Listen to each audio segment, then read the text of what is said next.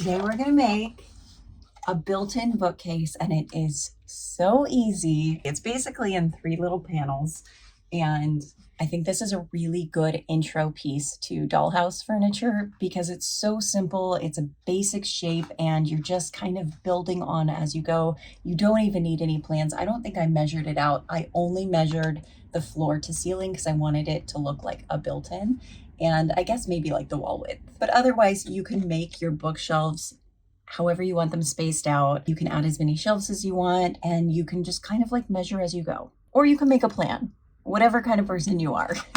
Let's get started.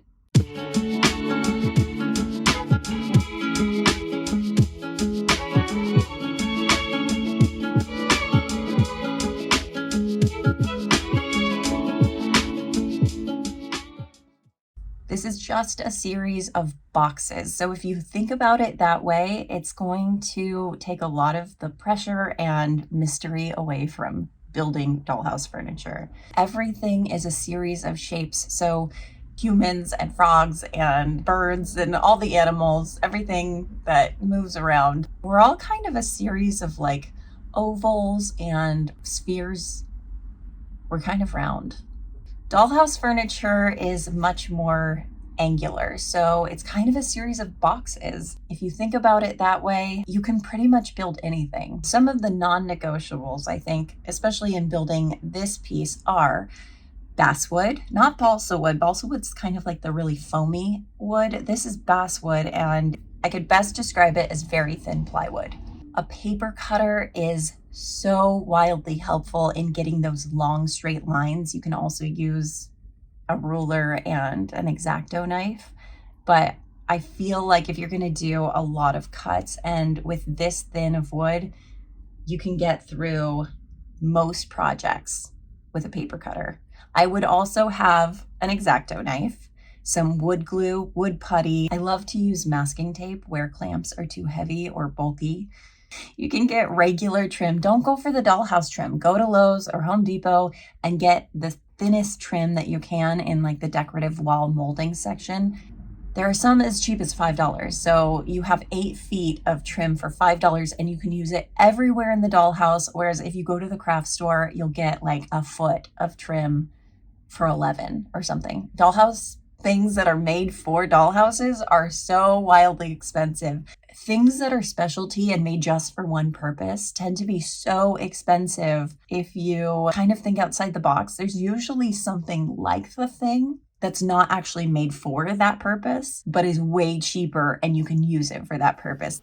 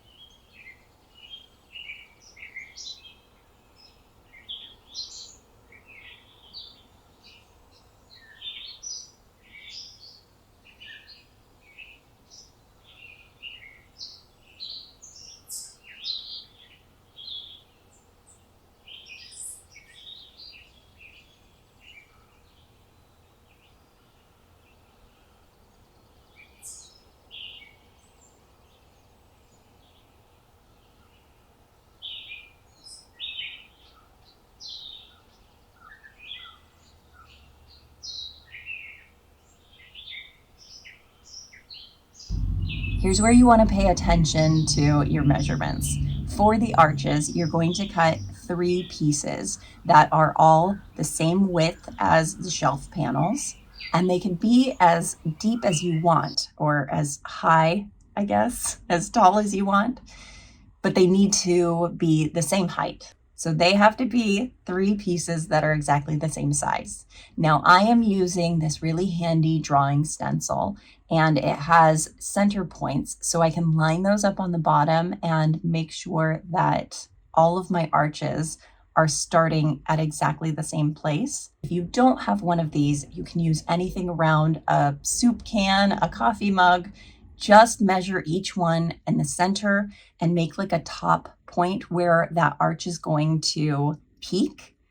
Do that on every single one, and then when you put your can in the middle, you can line it up from that point and then just kind of center it. I hope that makes sense. For curved pieces, I always use my X-Acto knife. I tend to push really hard, and you can see that my hands cramp up.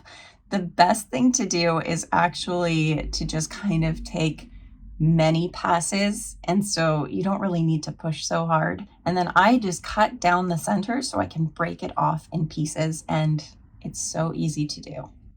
Here's another example of something that you probably have lying around the house that comes in handy so much in building miniatures. I have been using nail files for years because they are just like the perfect little ready to go sandpaper for small scale things.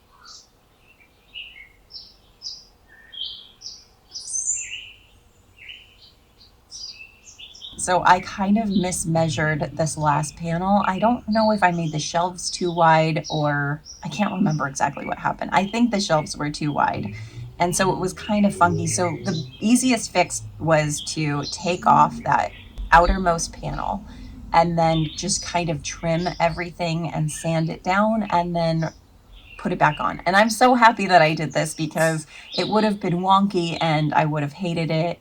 And it's just better to do things right.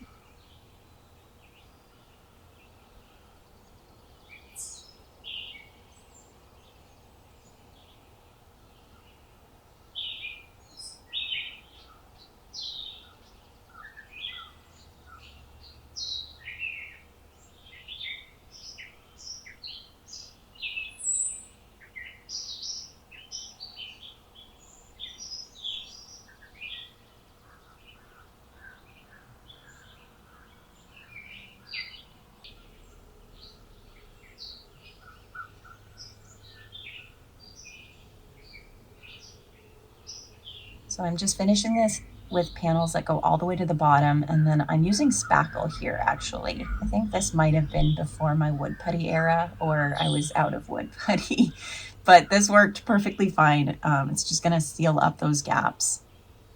And then you can go back in and sand this down. In fact, please go back in and sand this down.